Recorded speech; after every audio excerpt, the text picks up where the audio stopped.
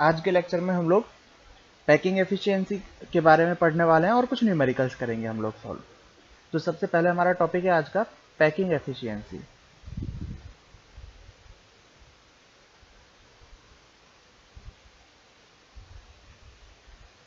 Packing efficiency का मतलब है कि किसी भी यूनिट सेल के अंदर टोटल कितने परसेंटेज पार्ट के अंदर एटम प्रेजेंट होता है, मतलब कितने पार्ट को एटम ने पैक किया हुआ है, उसी को हम बोलते हैं पैकिंग एफिशिएंसी। सबसे पहले हम बात कर रहे हैं सिंपल के बारे में, सिंपल यूनिट सेल के बारे में। तो पहली हमारे पास जो यूनिट सेल है वो है सिंपल क्यूबिक यूनिट सेल।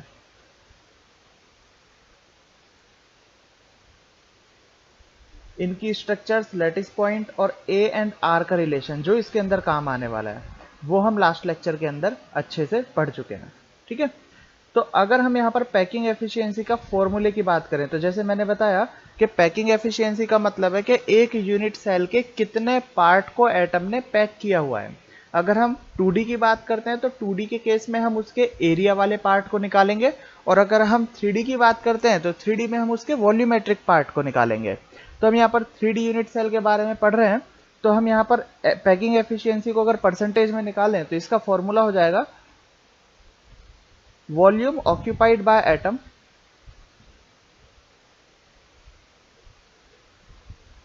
इन यूनिट सेल, मतलब यूनिट सेल के कितने पार्ट को एटम ने ऑक्यूपाई किया हुआ है by volume, divided by total volume.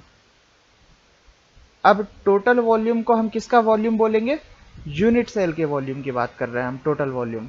और परसेंटेज की बात चल रही है तो ये क्या हो जाएगा हमारे पास, मल्टीप्लाई बाय 100। ठीक है, तो पैकिंग एफिशिएंसी की अब यहां पर हम बात करें तो देखो, एक एटम का जो वॉल्यूम होता है वो होता है 4/3 पाई आर क्यूब। आर यहाँ पर रेडियस है। ठीक है, एटम हमने किस तरीके से माने हुए हैं, स्फेरिकल माने हुए हैं, सॉलिड स्फेयर। तो एक एटम, एक स्फेयर का जो वॉल्यूम है वो है 4/3 पाई आर क्यूब। और सिंपल के केस में, सिंपल क्यूबिक यूनिट सेल के केस में ऐसे टोटल एक ही एटम होता है। ठीक है, तो हम यहाँ पर लिख देंगे 1 multiply by 4/3 pi are cube. ये 1 कहां से आया, ये है total number of atoms in 1 unit cell, जिसे हम Z से डिनोट करते थे। ठीक है, डिवाइडेड बाय टोटल वॉल्यूम क्या हो जाएगा हमारे पास, total volume of unit cell A cube, क्योंकि उसकी एज लेंथ कितनी कंसिडर की हुई है हम लोगों ने, A। अब यहां पर A और R का रिलेशन हमें यहां पर रखना है ताकि यहां रेडियस कट हो जाए। तो सिंपल के लिए जो A और R का रिलेशन होता है वो होता है A is equal to 2R। Last lecture में बहुत डीप में हम इसे पढ़ चुके हैं, A is equal to 2R। तो यह A की वैल्यू हम रखेंगे 2R cube multiply by 100। Calculation बची अब बस यहाँ पर 4/3 pi are cube divided by 8R cube multiply by 100। R cube से आर क्यूब कट हो जाएगा, यहाँ पर 4 से 2 टाइम्स कट हो जाएगा 8, तो बचेगा हमारे पास π/6 100 मल्टीप्लाई बाय 100। तो ये आएगा हमारे पास जब कैलकुलेशन करेंगे 52.4%। ठीक है, ये सिंपल के लिए पैकिंग एफिशिएंसी है। मतलब किसी भी यूनिट सेल के अंदर सिर्फ 52.4% के पार्ट के अंदर ही एटम प्रेजेंट होगा, बाकी का पार्ट खाली होगा। जो खाली पार्ट है उसे हम बोलते हैं वॉइड परसेंट। तो यहां से हम निकालेंगे percent void space. Void space का मतलब है कितना परसेंट खाली है। तो 100 में से अगर 52.4 भरा हुआ है तो खाली कितना हो जाएगा, माइनस कर देंगे, तो ये आएगा हमारे पास लगभग 47.6%। तो ये हो जाएगा हमारे पास वॉइड परसेंट। ठीक है, न्यूमेरिकल्स करने के लिए जेई नीट के हिसाब से ये वैल्यूज हमें डायरेक्टली याद रख लेनी है, बहुत जगह काम आती है। 52.4% आया कैसे, इस फॉर्मूले के तरीके से। नेक्स्ट है हमारे पास अब बीसीसी के लिए packing efficiency, body centred cubic unit cell के लिए बीसीसी के लिए अब हम यहाँ पर पैकिंग एफिशिएंसी निकालेंगे। देखो फॉर्मूला क्या है पैकिंग एफिशिएंसी का, फॉर्मूला हम लिख सकते हैं जैसे हमने लिखा था कि total volume occupied by unit cell.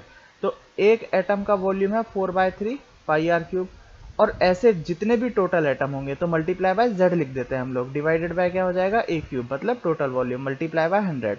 तो यहाँ से पैकिंग एफिशिएंसी अब देखो किस तरीके से निकाल सकते हैं। बीसीसी के लिए Z, मतलब एक यूनिट सेल के अंदर 2 एटम होते हैं और एक एटम का वॉल्यूम है 4/3 pi are cube divided by A cube multiply by 100। अब ए एंड आर का क्या रिलेशन है, तो ए और आर का रिलेशन था हमारे पास यहाँ पर √3/4a is equal to r. ये बीसीसी के लिए ए एंड आर का रिलेशन था, तो यहां पर हम ए रख देंगे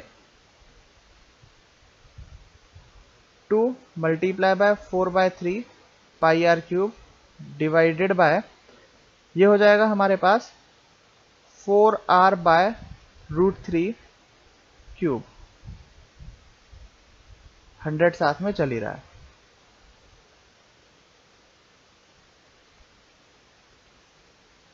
कैलकुलेशन वाला पार्ट बचा है अब हमारे पास यहाँ पर सिर्फ, जब इसे कंप्लीट कैलकुलेट करेंगे सभी वैल्यूज हमारे पास हैं, r³ से r³ कट जाएगा, सिर्फ यहाँ पर डिजिट्स बचेंगे। जब इस कैलकुलेशन को हम कंप्लीट करेंगे तो हमारे पास जो पार्ट आएगा वो आएगा 68%। ठीक है, सिर्फ कैलकुलेशन वाला पार्ट तो हम यहाँ पर कर ही सकते हैं।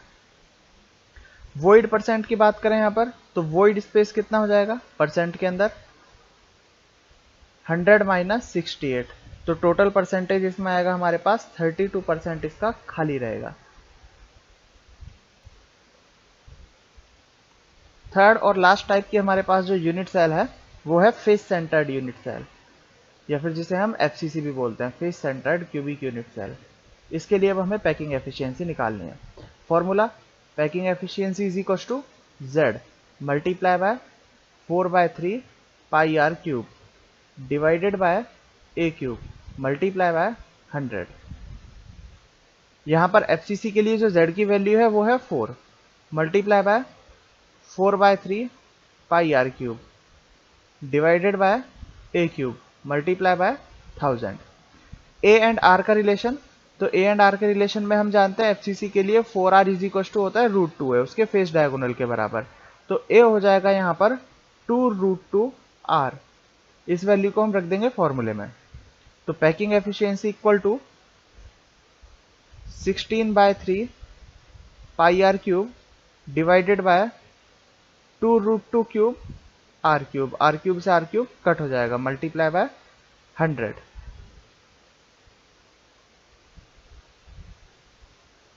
यहां पर भी 100 आएगा, हाँ सॉरी 1000 नहीं 100 होगा। हाँ, नेक्स्ट कैलकुलेशन है हमारे पास। अब देखो packing efficiency is equal to कितना आएगा हमारे पास, ये कट करेंगे इसे तो ये आएगा हमारे पास 16/3 multiply by pi multiply by 100। 2 का क्यूब हो जाएगा 8 एंड √2 का क्यूब हो जाएगा फिर से 2√2, तो ये बचेगा हमारे पास pi by 3√2 multiply by 100।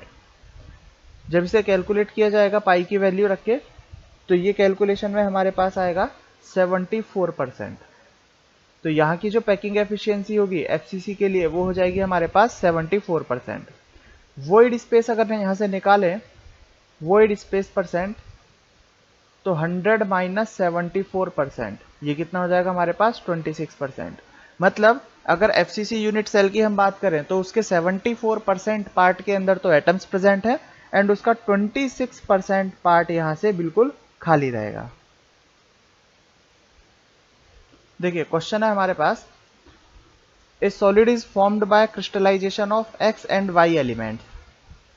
If x occupies corner of the cube and y occupies face center of the cube, then find molecular formula of cube। इस टाइप के क्वेश्चन किस तरीके से करने होते हैं पहले समझा देता हूं क्वेश्चन क्या बोलना चाहता है। मान लो हमारे पास यहां एक क्यूब है, एक क्यूब कंसीडर करते हैं हम लोग। इस क्यूब के अंदर बोला गया है कि एटम x सभी कॉर्नर पर प्रेजेंट है, तो x एटम बना देता हूं मैं यहां पर। देखो जैसे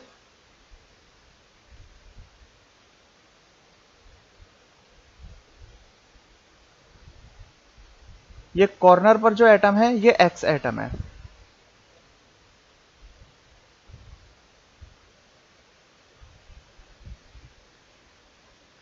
और बोला गया है कि atom y occupies face centre of the cube.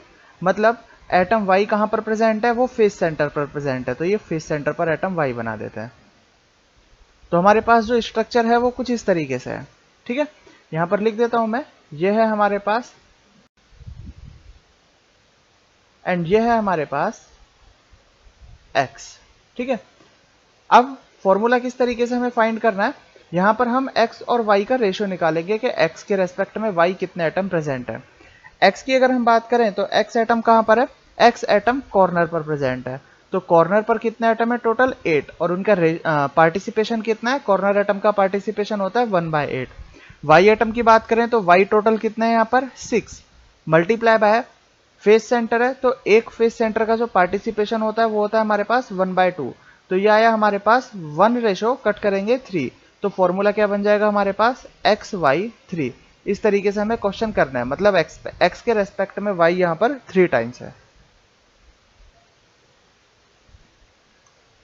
Next question है हमारे पास, देखो, ए solid is consist of A, B and C types atom if A occupies corner of cube but one corner is missing, B occupies face center but two faces missing, C occupies body center of cube, find molecular of formula of solid।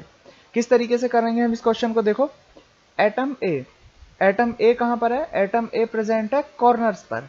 ठीक है, total corner होते हैं 8, लेकिन इसमें से बोला हुआ है इसने एक कॉर्नर मिसिंग है, तो 8 में से कितने कॉर्नर पर एटम प्रेजेंट है, 7 कॉर्नर पर एटम प्रेजेंट है। ठीक है, पार्टिसिपेशन होता है 1/8, तो ये हो जाएगा टोटल हमारे पास 7/8। बी एटम की बात करें तो बी एटम के लिए इसने बोला हुआ है बी एटम कहां पर है, फेस सेंटर पर। अब देखो इसमें लिखा हुआ है टोटल फेस सेंटर, हम जानते हैं 6 फेस सेंटर होते हैं एक क्यूब के अंदर, और यहां पर लिखा हुआ है कि 6 में से 2 फेस मिसिंग है, मतलब कितने फेस पर एटम प्रेजेंट है, ओनली 4 पर, और एक फेस का पार्टिसिपेशन है यहाँ पर 1/2, तो ये हो जाएगा हमारे पास 2। सी की अगर हम बात करें तो सी हो जाएगा हमारे पास बॉडी सेंटर, और बॉडी सेंटर तो क्यूब के बिल्कुल बीच में होता है जिसका पार्टिसिपेशन होता है 1, और एक ही बॉडी सेंटर होता है एक क्यूब के अंदर, तो ये हो जाएगा हमारे पास 1। ठीक है, अब यहाँ पर क्या करना है, हमें इनका रेशियो निकालना है, फॉर्मूला यहाँ से निकालना है, तो रेशियो कैसे निकालेंगे इनका, ए बी एंड सी का रेशियो 7/8 रेशो 2/1, तो ये हो जाएगा हमारे पास 7:16:8। तो फॉर्मूला क्या बनेगा हमारे पास, A7 B16 C8, ये हमारे पास फॉर्मूला आ जाएगा।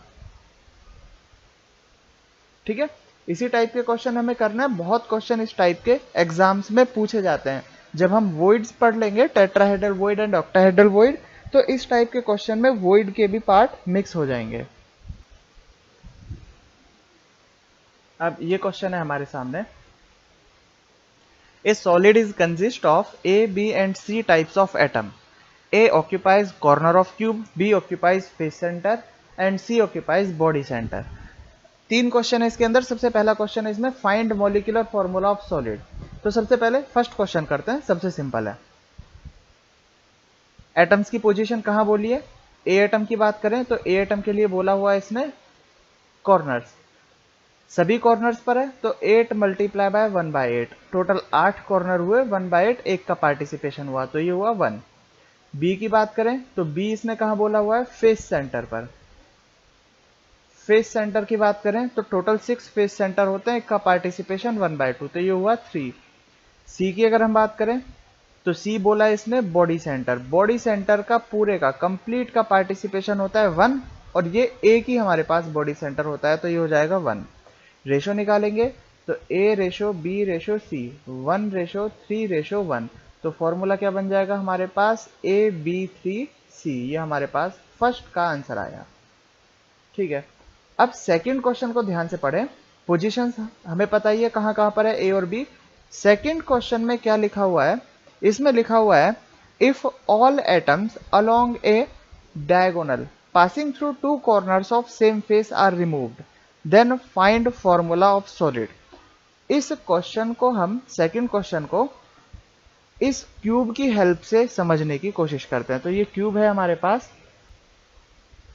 इस क्यूब में सबसे पहले हम एटम ए बी और सी बना देते हैं, उसके बाद मैं समझाता हूं कि किस तरीके से क्वेश्चन में पूछा गया है।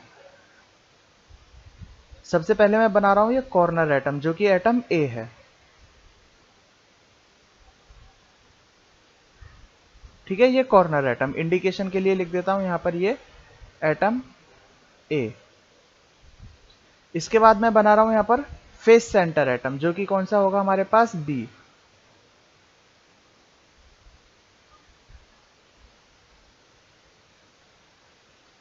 ये जो एटम है हमारे पास ये है बी। थर्ड है हमारे पास सी एटम जो कि बॉडी सेंटर पर है। अब बॉडी सेंटर कहाँ होता है? बॉडी सेंटर बिल्कुल बीच में होता है, तो ये हमारे पास बॉडी सेंटर एटम हो जाएगा, ये है सी। ठीक है, अब देखो इस क्वेश्चन में क्या बोला गया है। इस क्वेश्चन में बोला गया है कि किन्हीं भी दो कॉर्नर जो कि सेम फेस पर आते हों। ठीक है, क्वेश्चन देख लेना एक बार अच्छे से वीडियो पीछे करके। तो अगर किन्हीं भी दो कॉर्नर डायगोनली कॉर्नर होने चाहिए जो कि सेम फेस पर आते हों, तो फेस हमारे पास जैसे ऊपर वाला फेस हमने ये मान लिया, इस फेस के डायगोनल वाले एटम्स को अगर हम रिमूव कर दें, मतलब इस डायगोनल पर जितने भी एटम आते हैं, इस डायगोनल पर जितने भी एटम आते हैं उनको अगर हम रिमूव कर देते हैं, तो हमारे पास अब फॉर्मूला क्या होगा। तो देखो इस पर कौन कौन से एटम आ रहे हैं, एक तो ये दो कॉर्नर तो ये आ रहे हैं, और एक फेस सेंटर वाला एटम हमारे पास ये आ रहा है। ठीक है, तो अब हम इनको रिमूव करने के बाद फॉर्मूला यहाँ पर फिर से रीराइट करेंगे। तो देखो इनको किस तरीके से करेंगे, इन्हें मैं हटा देता हूँ यहाँ से, इन एटम्स को मैं रिमूव ही कर देता हूँ कंप्लीटली। ये मैंने ए भी हटा दिया, ए के दोनों कॉर्नर एटम हटा दिए, और ये मैंने फेस सेंटर वाला बी हटा दिया। तो इस फेस डायगोनल पर जितने भी एटम आते थे वो यहाँ से हमने रिमूव कर दिए। अब देखो अब हमारे पास ए फिर से कैलकुलेट करेंगे, तो ए कितना होगा, ए कहाँ पर है हमारे पास, ए है कॉर्नर। कॉर्नर एटम काउंट करो, टोटल कितने कॉर्नर है अब हमारे पास 6। तो 6 मल्टीप्लाई बाय 1/8, तो ये आएगा हमारे पास 6/8 बचा। बी की बात करें तो अब टोटल बी काउंट करो, देखो बी कितने हो गए हमारे पास, टोटल अब रह गए बी 5, और एक का पार्टिसिपेशन है 1/2, तो ये बचे हमारे पास 5/2। और सी की बात करें तो सी के ऊपर तो कोई इफेक्ट हुआ ही नहीं है यहाँ पर, तो सी हमारे पास कंप्लीटली क्या रहेगा 1। तो फॉर्मूला क्या होगा हमारे पास, ए रेशो बी रेशो सी, तो ये होगा 6/8 रेशो 5/2 रेशो 1। ठीक है, जब हम इसे बिल्कुल सिंपल फॉर्म में कन्वर्ट करेंगे तो ये आएगा हमारे पास 6:20:8, और सिंपल फॉर्म में कन्वर्ट करेंगे तो ये रह जाएगा हमारे पास 3:10:4। तो हमारे पास जो फॉर्मूला बनेगा वो फॉर्मूला बनेगा हमारे पास A3B10C4। तो ये हमारे पास कंप्लीट आंसर आ जाएगा सेकंड क्वेश्चन के लिए। ठीक है, अब हम चलते हैं आगे नेक्स्ट थर्ड क्वेश्चन की तरफ। थर्ड में देखो क्या बोला हुआ है यहाँ पर, थर्ड क्वेश्चन है हमारे पास, all atoms along body diagonal are removed then find formula. मतलब एक बॉडी डायगोनल पर जितने भी एटम्स आते हैं वो हम सब रिमूव करते हैं, तो फॉर्मूला क्या होगा। ठीक है, उसे भी हम क्यूब से समझने की कोशिश करते हैं। तो अब देखो जैसा हमने पहले क्वेश्चन में किया था, तो उसी तरीके से क्यूब मैंने यहाँ पर बनाया हुआ है। इसमें एटम ए कॉर्नर्स वाले, बी फेस सेंटर वाले, और सी हमारे पास बॉडी सेंटर पर प्रेजेंट है।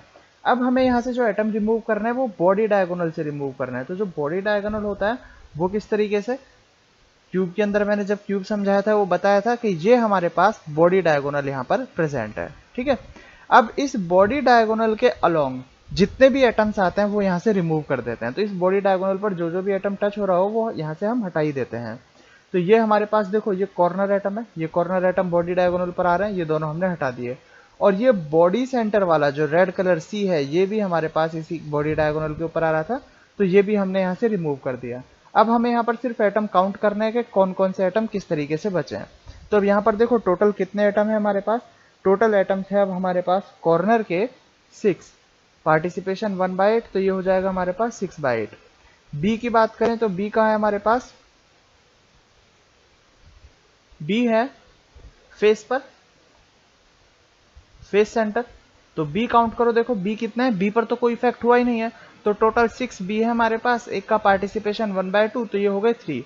और एटम सी की बात करें जो कि बॉडी सेंटर है, बॉडी सेंटर तो रिमूव हो ही चुका है बॉडी डायगोनल से, तो सी है हमारे पास 0। तो अब आएगा हमारे पास ए रेशो बी रेशो सी। ए है हमारे पास 6/8, बी है हमारे पास 3, और सी तो 0 है ही, तो ये बचेगा हमारे पास 6:24:0, जिसे हम 1:4:0 बोलेंगे। तो फॉर्मूला आएगा हमारे पास